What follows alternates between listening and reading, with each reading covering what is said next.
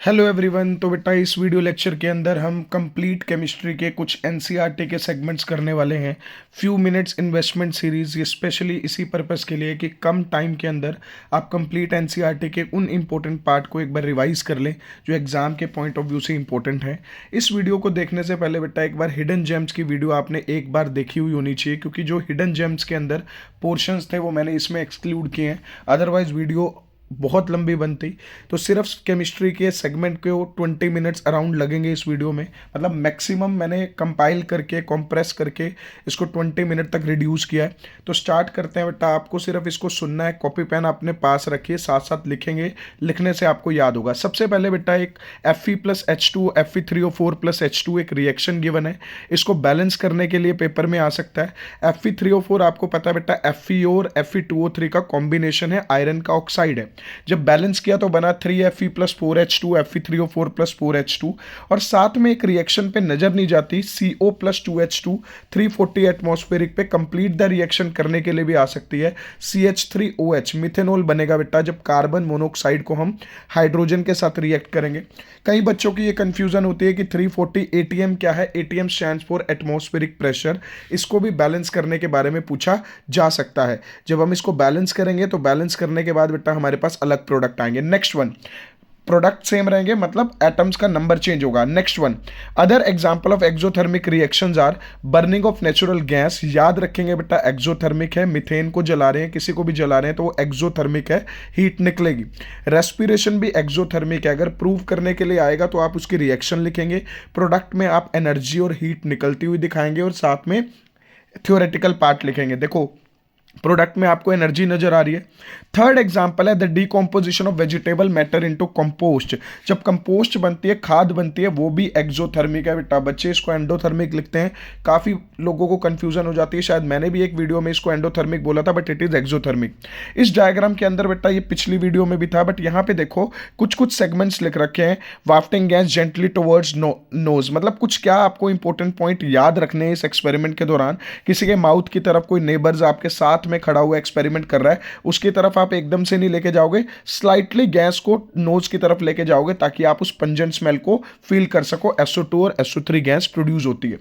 Next इसके बाद बेटा इसके अंदर ब्लैक एंड व्हाइट फोटोग्राफी के बारे में दे रखा है, वो तुम्हें पता ही है। क्लियर, एनर्जी एब्जॉर्ब होती है, एंडोथर्मिक रिएक्शन है। याद रखना बेटा all the decomposition reactions are endothermic. Pen down कर लो, साथ के साथ लिख लो। नीचे एक बॉक्स में अमोनियम क्लोराइड की रिएक्शन लिख रखी है। ये रिएक्शन एंडोथर्मिक है या एक्सोथर्मिक, ये एग्जाम में आ सकता है बेटा। आपने इसकी रिएक्शन तो काफी बार कर रखी है, रिएक्शन लिख के भी देख रखी है। इसके अंदर हीट एब्जॉर्ब हो रही है, रिलीज हो रही है, ये आपको याद रखना है। एंडोथर्मिक या एक्सोथर्मिक आप कमेंट करके मुझे बताएंगे, वेरी इंपॉर्टेंट। नेक्स्ट इसके बाद मैग्नीशियम रिबन का, जो मैं पहले भी डिस्कस कर रहा था बेटा, Mg+O2 MgO बन रहा है, तो ये एक ऑक्सीडेशन रिएक्शन का एग्जांपल है, क्योंकि मैग्नीशियम में ऑक्सीजन ऐड हो रही है। तो ये भी एक इंपॉर्टेंट पॉइंट है, आप ये याद रखेंगे। When fat and oil are oxidise they become rancid. Rancidity का एक सेगमेंट दे रखा बेटा। ये क्यों मैंने डाला इसमें, क्योंकि एंटीऑक्सीडेंट्स के बारे में बात की गई है। एंटीऑक्सीडेंट्स के एग्जाम्पल इसमें नहीं दिए, बट आपको BHA BH3 butylated hydroxy toluene and butylated hydroxy anisole याद रखना पड़ेगा, बहुत इंपॉर्टेंट है। नेक्स्ट इसके बाद बेटा लिटमस के बारे में दे रखा है। इसका पर्पल डाई है, ये याद रखना है। लाइकन से निकाल रहे हैं, ये याद रखना है। थैलोफाइटाइस का डिवीजन है, हालांकि कभी नहीं पूछा गया बट पूछा जा सकता है। इसके अलावा हाइड्रोजिना, पिटूनिया एंड जिरेनियम, ये 3 इंपॉर्टेंट एग्जाम्पल हैं फ्लावर्स के, इससे पूछा जा सकता है। एक और नेचुरल इंडिकेटर है बेटा बीट रूट। बीट रूट से भी हम चेक कर सकते हैं weather a particular substances acid और बेस। ये भी एनसीईआरटी में किसी कॉर्नर में लिखा हुआ है, उसके बारे में भी हम बात करेंगे। बीट रूट का कलर एसिड के अंदर बेटा सेम रहेगा, जबकि बेस के अंदर येलो कलर आ जाएगा। तो बीट रूट वाला कॉन्सेप्ट भी आप पढ़ेंगे, that is also an example of natural indicator. Clear. अब एक चॉप्ड अनियन लेके बेटा जो ऑल्फैक्टरी इंडिकेटर है उसके बारे में लिख रखा है, हालांकि आ नहीं सकता बट पढ़ के जाएंगे। चॉप्ड अनियन लेके उसको एक मसलिन क्लॉथ में प्लास्टिक बैग में डाल लिया, उसके बाद एसिड से रिएक्ट कराएंगे बेस से। हमेशा याद रखना बेटा एसिड में चीजें सेम रहेंगी, स्मेल भी सेम रहेगी, कलर भी सेम रहता है, जबकि बेस के अंदर स्मेल चेंज होती है। तो अगर स्मेल चेंज हो रही है मतलब वो बेस है, अगर स्मेल चेंज रह रही है that means it is an acid. अब एक रिएक्शन है बेटा, इसमें प्रोडक्ट गलत करते हैं बच्चे, हालांकि पहले भी डिस्कस किया गया है। NaOH plus Zn Na2ZnO2। अभी लिखेंगे नोटबुक में सोडियम जिंकेट का फॉर्मूला। जिसको लग रहा है हमें फॉर्मूला बहुत अच्छे से आता है, हम नहीं भूलेंगे, एग्जाम में पैनिक करते हैं तो हम भूल सकते हैं, तो 4 बार अपनी नोटबुक में अभी लिख लेंगे Na2ZnO2 सोडियम जिंकेट।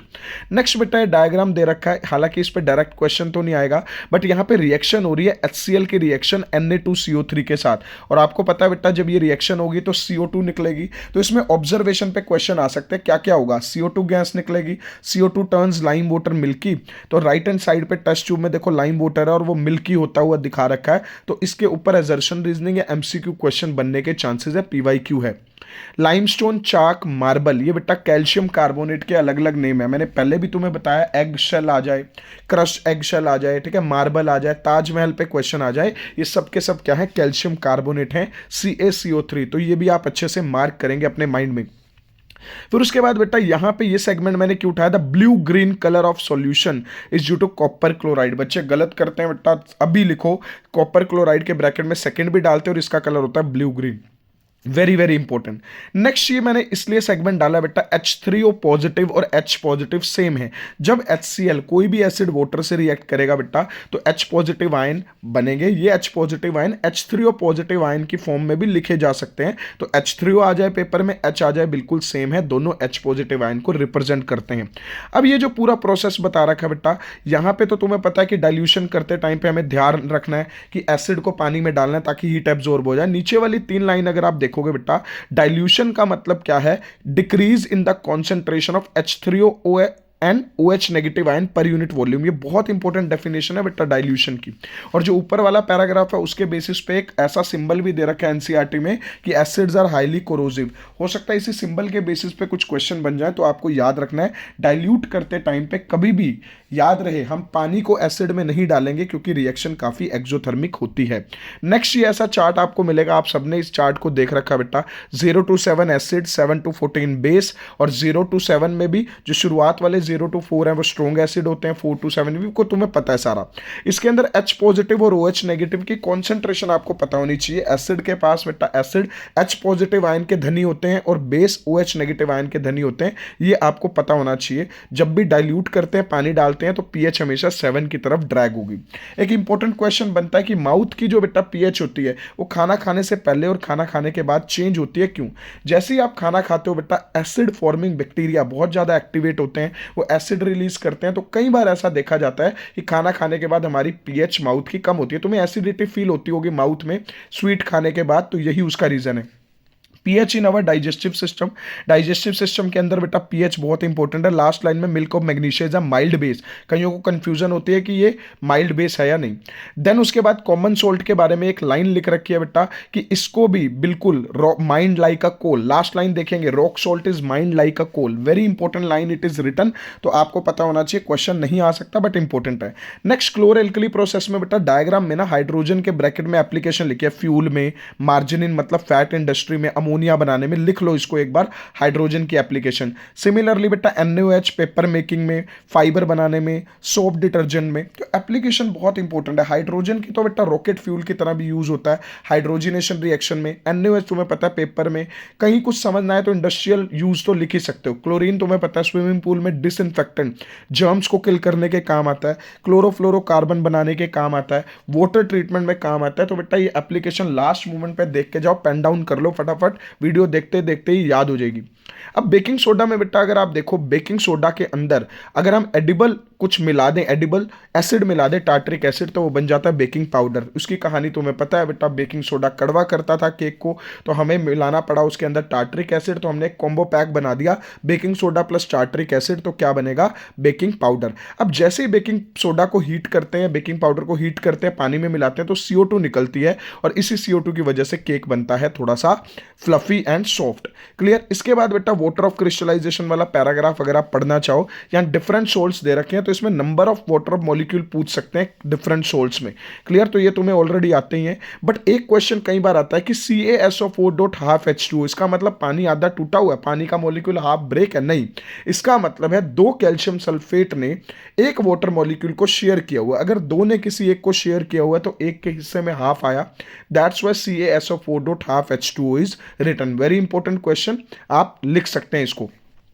जो बीटरूट की मैं बात कर रहा था बेटा, बीटरूट की पूरी एक्टिविटी दे रखी है, आप एक बार इसको देख लेंगे। अगर मैं इसको ब्रीफ में बताऊं तो मैंने ऑलरेडी तुम्हें बता रखा है किसमें कलर चेंज होगा, येलो कलर चेंज हो जाएगा बेस में, मतलब जो बीटरूट का कलर होता है डार्क रेड मैरून सा कलर होता है वो येलो में चेंज हो जाएगा, किसके, इसमें बेस में, जबकि एसिड के अंदर कोई चेंज नहीं होगा। तो बीटरूट एक नेचुरल इंडिकेटर का एग्जांपल हो गया। इसके अलावा हाइड्रोजिना है, पिटूनिया है, ये सारे के सारे एग्जांपल आप याद रखेंगे नेचुरल इंडिकेटर में। Then metal non metal chapter की अगर हम बात करें बेटा, बहुत स्पीड में करना पड़ेगा, 10 मिनट्स हो चुके हैं, 2 चैप्टर अभी भी पड़े हैं, तो आपको मेटल और नॉन मेटल के कुछ बेसिक एक्सेप्शंस याद करनी पड़ेंगी। Bromine which is a liquid, देखो ये तुमने हाईलाइट कर रखा अपनी एनसीईआरटी में ऑलरेडी, तो एक्सेप्शन पे क्वेश्चन आ सकते हैं। ऐसा एक टेबल बना रखा है कि उसके बेसिस पे आपको मेटल एंड नॉन मेटल को कंपेयर करना है, कौन सोनरस है, साउंड कौन प्रोड्यूस करता है, मेलिएबल कौन सा, ये ऑलरेडी आप कर चुके हो। This table, this point, this second third and fourth point is very very important. इसके अंदर बेटा बहुत सारे एक्सेप्शन दे रखे हैं, कौन सा एलोट्रोप है, कौन से नाइफ से कट हो सकते हैं, बहुत सारे एक्सेप्शन है बेटा। एक बार लास्ट मोमेंट पे अगर मैं एक एक को एक्सप्लेन करूंगा तो वीडियो लंबी होगी, बट आपको ये एक बार पढ़ के जाना है एग्जाम से पहले। देन यहां पे मैंने ये क्यों रखा है बेटा, कॉपर के साथ ऑक्सीजन की रिएक्शन हुई तो कॉपर ऑक्साइड बना, कलर आपको पता है, कमेंट में दोबारा लिखेंगे, अगर किसी की मेमोरी स्ट्रॉन्ग है उसको याद होगा कॉपर ऑक्साइड का colour, it is black.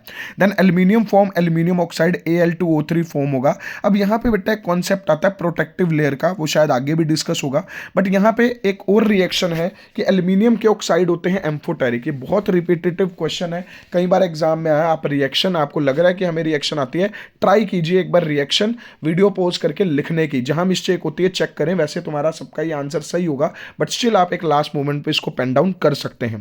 Then उसके बाद बेटा यहां पे लिख रखा है कि हर एक की अलग अलग क्वालिटी लिख रखी है। मुझे मिड ऑफ द पैराग्राफ के अंदर बहुत इंपॉर्टेंट चीज दिख रही है कि कुछ ऐसे मेटल होते हैं ये अपनी ही ऑक्साइड की लेयर से कवर हो जाते हैं, जिसकी वजह से ये फर्दर ऑक्सीडेशन से प्रिवेंट होते हैं। एल्यूमिनियम वाला क्वेश्चन हमने किया हुआ है कि खाने में पैक करने के लिए क्यों यूज किया जाता है, क्योंकि एल्यूमिनियम के ऊपर एक प्रोटेक्टिव कवर आ जाती है। एल्यूमिनियम तो भाई रिएक्टिव है, बट प्रोटेक्टिव कवरिंग इसको बचा देती है। फिर लास्ट थर्ड लाइन में लिख रखा है कि जो स्प्रिंकल्ड है, जैसे अगर आयरन फिलिंग्स है तो वो बहुत जल्दी रिएक्ट करेंगी, क्योंकि बेटा पहले भी बताया तुम्हें, अगर कोई चूरा आप आयरन फिलिंग यूज कर रहे हो तो उसका सरफेस एरिया बढ़ जाता है, rate of reaction gate increase.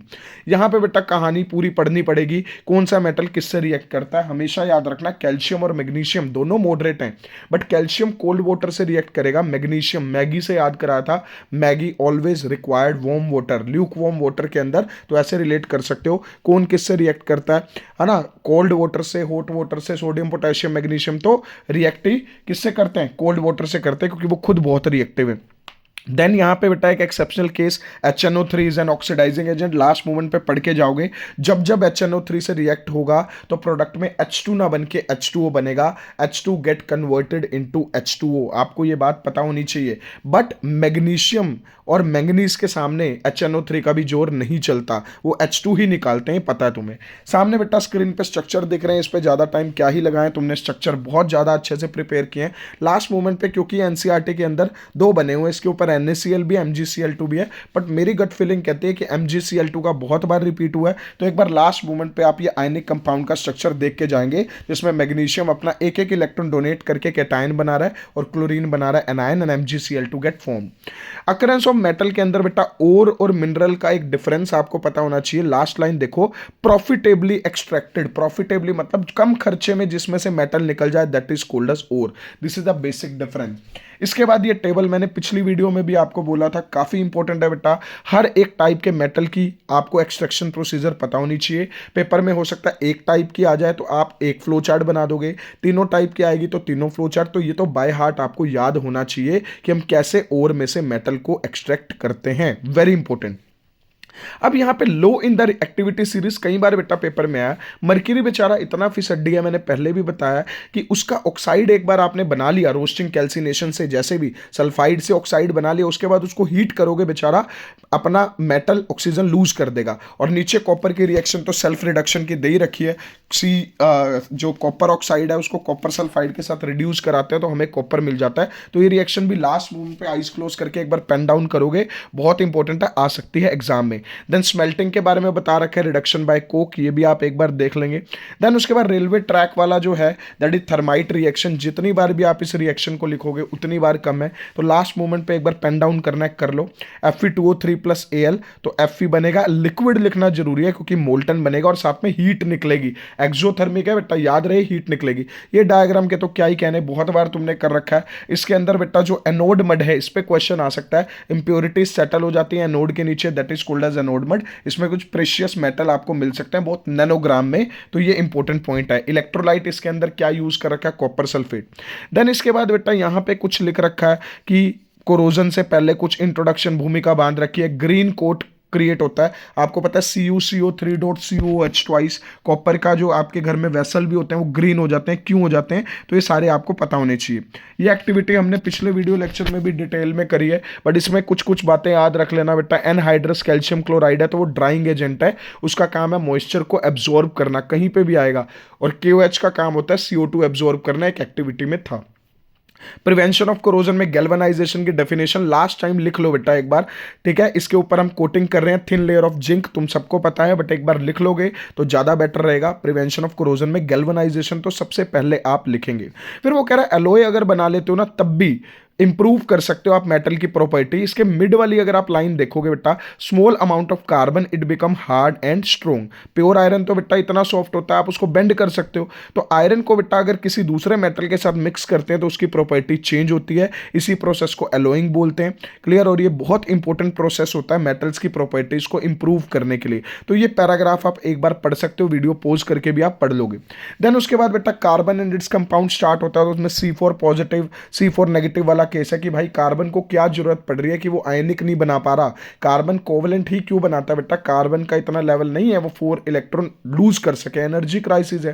4 electron gain करना उसके बस की बात नहीं, अंदर न्यूक्लियस के अंदर इतने प्रोटॉन्स है नहीं कि वो उन इलेक्ट्रॉन्स को होल्ड कर पाए, तो कार्बन कहता है भाई मैं इन चक्रों में पढ़ूंगा ही नहीं, मैं बनाऊंगा कोवलेंट बॉन्ड।